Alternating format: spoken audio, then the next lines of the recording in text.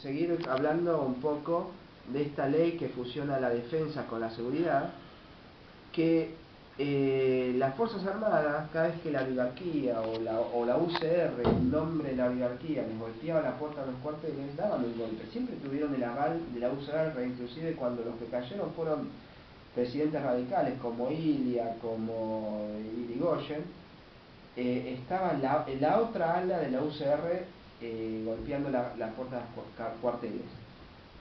En el último dictadura militar, Balbín, que era uno de los tres jefes más importantes que tenía la UCR, negoció con las Fuerzas Armadas y dijo: mire, yo no puedo decir públicamente que apoyo el golpe, voy a decir que trato de negociar para evitar el golpe, pero ustedes den el golpe. Y después hizo una terrible limpieza en la Argentina.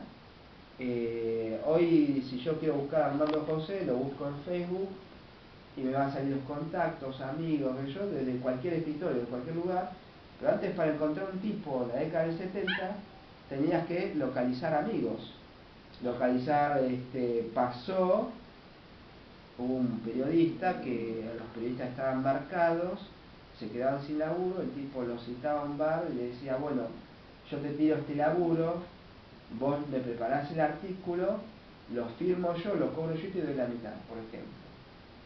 O sea, cuando entraba al bar, lo abrazaba, dice: discúlpame, ahora vengo, voy a paso al baño, y cuando lo abrazaba, lo marcaba, venía gente de los servicios y se lo llevaba y después no lo veías nunca más.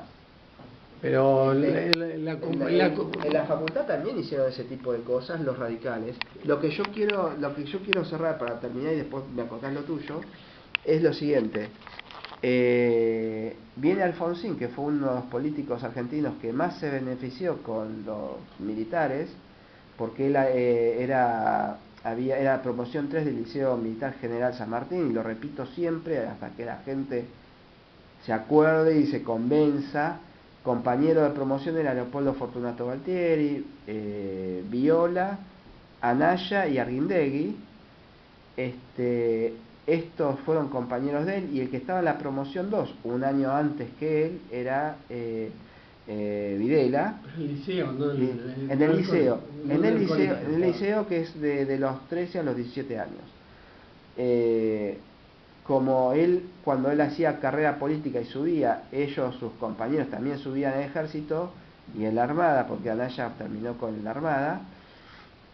Entonces, a la hora de nombrar jueces, fiscales, embajadores, cónsules, o a la hora de decir: a este intendente lo volamos y a este lo dejamos, a la hora de nombrar peritos judiciales, a la hora de tomar empleados públicos, le consultaban a Alfonsín y a Balbín, entre otros. Fue así que Alfonsín hizo su estructura política durante la dictadura. Su aparato político nacional lo construyó durante la dictadura. Cuando viene la dictadura, Alfonsín hace un juicio a las Fuerzas Armadas y además hace una campaña de desprestigio de las Fuerzas Armadas, y dijo una frase tipo: la Argentina no tiene hipótesis, la democracia no tiene hipótesis de conflicto. ¡Qué ridiculez! Las Fuerzas Armadas, con ese juicio y esa campaña de desprestigio, esa falta de presupuesto que hizo Alfonsín con ellos, lo consideró una especie de traición, y los tipos desde ahí no quieren volver más a dar golpes de Estado, ni salir a reprimir a la población civil, no quieren. Porque en este momento lo que más se está hablando en las comisarías y en los cuarteles y en el bar de enfrente es sobre este proyecto de ley. Y hay mucho malestar, porque ellos ya se la ven venir. ¿Qué pasa? Alfonsín deja prácticamente sin Fuerzas Armadas, bloquea la Argentina, como estamos diciendo, empieza a producir armas durante el peronismo, y esas fábricas siguieron, y Alfonsín, el proyecto estaba en la Argentina en el año 84, estaba lista para poner en el aire satélites, y Alfonsín lo frenó, entre otras cosas, frenó el proyecto Pampa, entre otras cosas. ¿Qué pasa? Con este proyecto de ley, las Fuerzas Armadas tienen que salir a reprimir si hay un estallido social. Alfonsín está Por preparando... Por ahora no pueden, porque está vigente la ley votada durante el gobierno de Alfonsín de defensa de la democracia, que impide que las Fuerzas Armadas participen en tareas de represión interna. En el año, repito, en el año 2000, yo estuvimos hablando un poco de esto el sábado pasado, en el año 2001, en diciembre, cuando se fue todo al tacho, De la Rúa le dio la orden al ejército de que salga a reprimir. No salió. El ejército, el que estaba en ese momento comandante en jefe del ejército, dice: mire, tengo este problema, no puedo desobedecer una orden del presidente. Dijo: mire, usted me pide, no es legal que el Congreso cambie esta ley, y el Congreso nunca cambió esa ley, pero se intentó hacer, y la UCR, que golpeó las puertas de los cuarteles del 76, que dio la orden de reprimir en el 2001, está en este gobierno de vuelta. Yo de eso quería hablar, de la participación de la UCR durante la dictadura del proceso. Pusieron cerca del 30% de los funcionarios en municipios y en muchos espacios de poder. Y además, cuando los dictadores primero se llevaron detenido un ex diputado radical que se llamaba Mario Maya, y terminó muriendo por las torturas infligidas. No le pudieron sacar a Balbín ni media palabra contra esa acción, no le pudieron sacar ni media palabra contra el asesinato de un compañero en las mazmorras de la dictadura. Y uno de los embajadores, que ustedes son venezolanos, tal vez lo recuerden, porque son jóvenes, no lo pueden recordar por diversidad directa, pero tal vez lo hayan leído. El embajador argentino en el 76 en Venezuela se llamaba Héctor Hidalgo Solá, radical y de familia radical. Vino a la Argentina y desapareció, se lo llevaron como si hubiese sido un guerrillero. Y el radicalismo no dijo ni media palabra sobre eso. Ahora te toca a vos aclarar lo que querías aclarar. Bueno, sí, nos vamos paseando. No, disculpa, quería poner un paralelo entre el proceso argentino y el proceso venezolano. Hoy justamente estoy hablando con alguien que tiene origen en la UCR, y me dice: ¿cuánto te cuesta formar un paramilitar como los que hay en Colombia? Menos que un obrero. Las armas están regaladas en Argentina. Lamentablemente hay muchas armas en Argentina en este momento. En algún lugar están escondidas, en las villas, que están... En los barrios del conurbano hay armas para asesinar a un montón de gente. Hay armas de guerra y están mejor armados a veces que la policía. Entonces... Bueno, si tienen armas de guerra mejores que la policía, es porque la policía es proveedora de esos sectores delincuenciales. Les vende bajo cuerda a los sectores delincuenciales. Pero hay un poder político que no lo pudo cambiar eso. Por eso yo establecía un poco la historia muy breve del siglo pasado, de Perón, de los radicales, del conflicto, y también de juego geopolítico, que vos hablaste de un juego geopolítico en Panamá, y como Panamá está ahí nomás de Venezuela, es un poco la misma geopolítica, y Venezuela es socio fundador de la OPEP. Claro. Entonces, en un reportaje acá en la Argentina, Chávez dijo que cuando él asume el gobierno, la costa de Venezuela, en el Caribe, es todo gas. El subsuelo es gas. Y que el ejército de los Estados Unidos tenía contabilizado esas reservas de gas como propias. Claro, Entonces, allí o sea, hay todo un tema. Primero, lo que se planteaba al inicio, de por qué Chávez fue una amenaza. Y fue una amenaza para los Estados Unidos porque le boicoteó el plan que tenía elaborado y por el cual venía trabajando, que era establecer el ALCA en América, una alianza de libre comercio para las Américas. Esa es una forma de llamarlo, a la alternativa de libre comercio para América Latina. Pero nosotros familiarmente lo llamamos al carajo con la industria nacional. Sí, bueno, al carajo con la industria nacional, tal cual. Entonces, simplemente eso. O sea, la planificación y el trabajo que venía Estados Unidos elaborando para América Latina, y que se expresaba en esto que tú mencionaste de la Argentina, se expresa en eso: dictaduras militares, persecuciones a dirigentes políticos, persecuciones a periodistas, la destrucción de la economía. Tú bien lo decías, Perón tenía una industria ligera instaurada y avanzando a una industria pesada, y le dan un golpe de Estado, o sea, o le obligan pues ¿cómo es?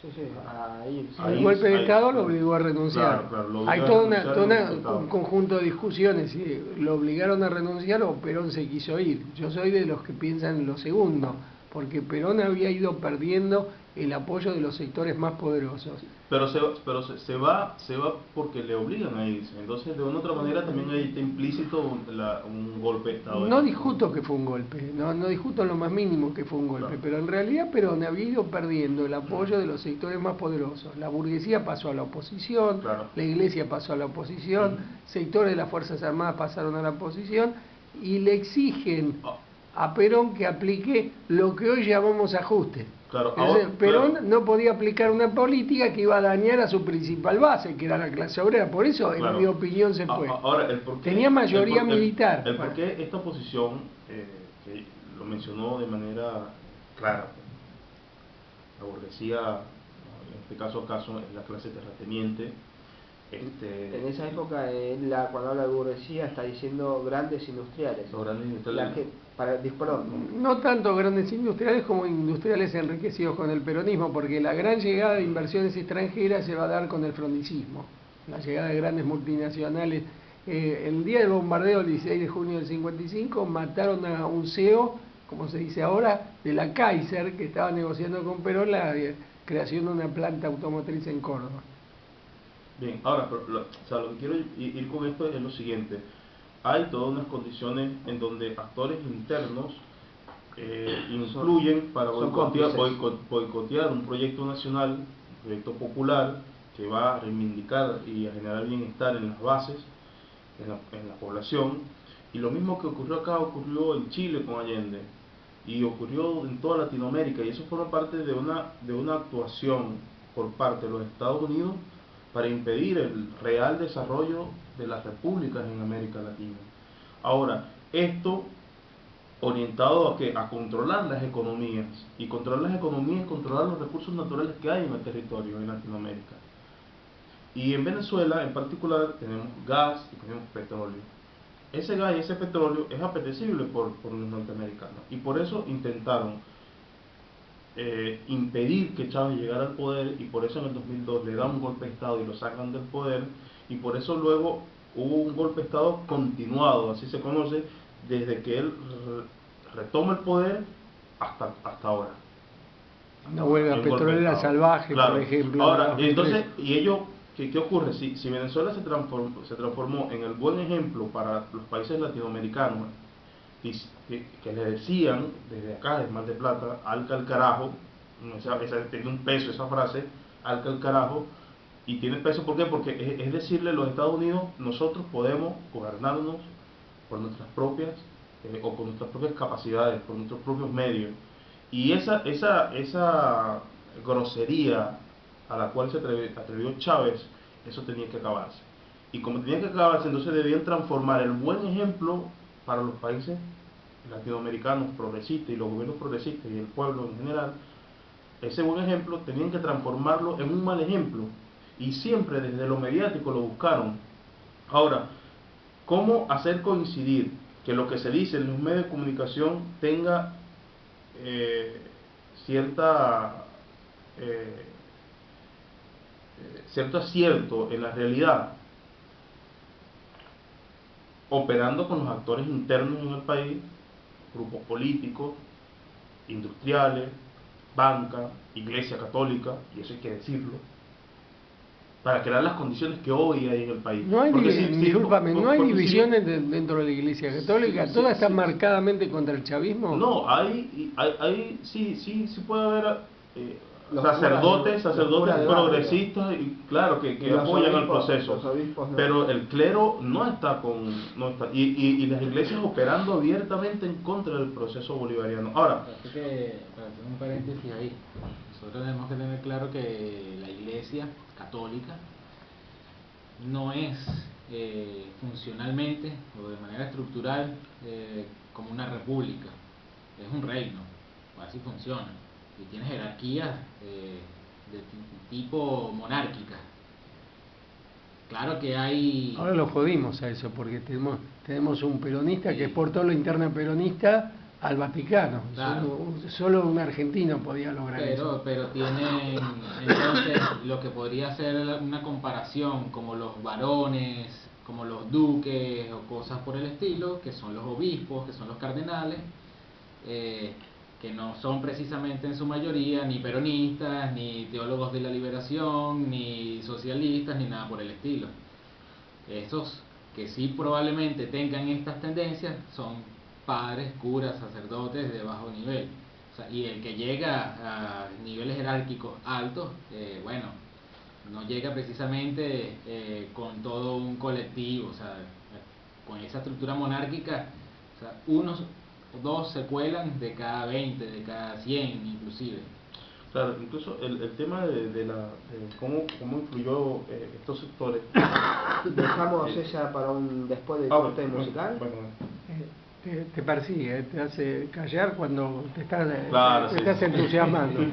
No, dejamos.